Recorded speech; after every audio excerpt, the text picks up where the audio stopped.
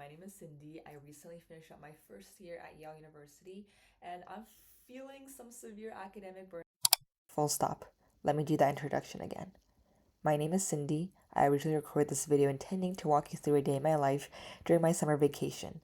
And as I was recording, I kept on saying, wow, I'm so glad I'm finally taking a break, or wow, I can really feel myself healing from my academic burnout.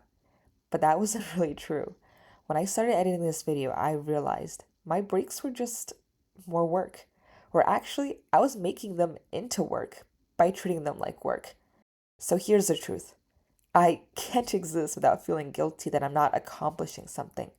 I can't read a book unless I think I'm absorbing its rhetoric, improving my writing. When I spend time with my family, I feel satisfied because I'm ticking off another item on my to-do list.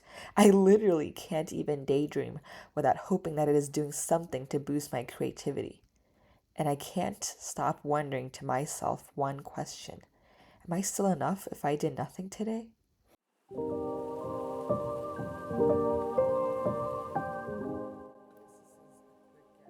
So I originally started this video off with a quick get ready with me. It was simple and fun and something I'd seen hundreds of other creators do a million times. But what this video doesn't show is that I'd woken up later than I planned that day at 11 a.m. instead of the insane 8 a.m. alarm that I always set each night but only actually managed to follow once every 5 days. While mentally scolding myself, I sprung out of bed and immediately decided I'm going to record a video today. Because that's what I always do when time feels like it's slipping by. I go ahead and add more work to my schedule as if that somehow make everything freeze in place. It's not sustainable, nor is it enjoyable, and it almost always leads me to sleeping against the bright hours of dawn, which only leads to this whole cycle repeating the next day. I'm trying to be better about this. Instead of 2:30 a.m., I go to sleep at 2:15, then 2. And slowly and surely and definitely not linearly, my sleep schedule is inching back to something vaguely resembling normal.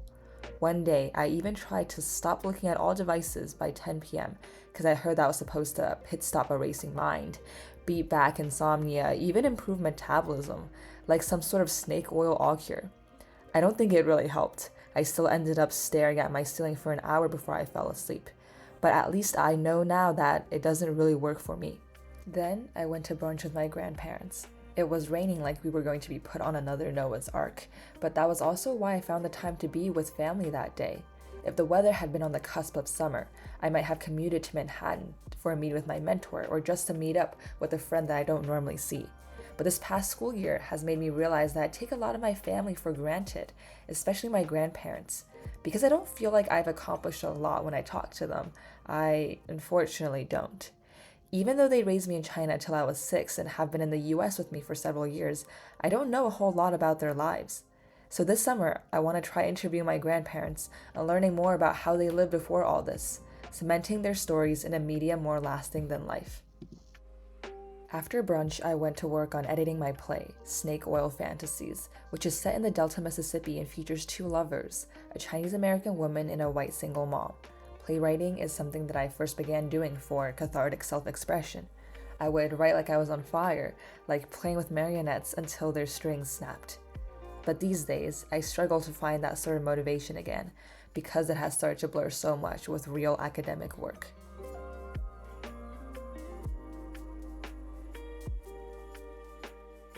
After my drive to Costco had me sweating enough water to fill a small lake, I reaped the rewards of my hard work by vibrating anxiously for 2 consecutive hours as I thought about how much time I was wasting by staying at Costco when I could instead be getting better at my hobbies: playwriting, crocheting, painting. This is where I had to take a step back. When did my hobbies start becoming so serious? When had I became so serious? I remember being a little 6-year-old, putting up my feet on the wall and just talking to myself for hours. About what or who, I don't remember. And maybe that's the whole point. I'd never been more content with myself than in that moment, never more satisfied with what I had and what I didn't. So when did doing nothing become shameful rather than fun? When did I start feeling like I had to earn my right to exist every day? I feel like the answer to these questions is always the same. It's capitalism, of course. Because in capitalism, satisfaction means stagnancy, and stagnancy means decline. They're not just synonyms, they're one and the same. Living in a society like this one naturally plants the seeds of productivity guilt into everyone, but for me, college helped them grow at Jack and the Beanstalk speeds. I met people who simultaneously loved their hobbies and were also good at them. A cappella groups made singing feel easier than talking. Actors wore their characters like second skin. They didn't just excel at their major or whatever they wanted to study, they also excelled at 100 other things. Seeing their talents made me want more. More hobbies, more passions, more time to master them all. But time isn't infinite. That's what makes it matter. And I'm done pretending productivity is the only worthy way to spend it. I am still enough, even if I did nothing society considers valuable today.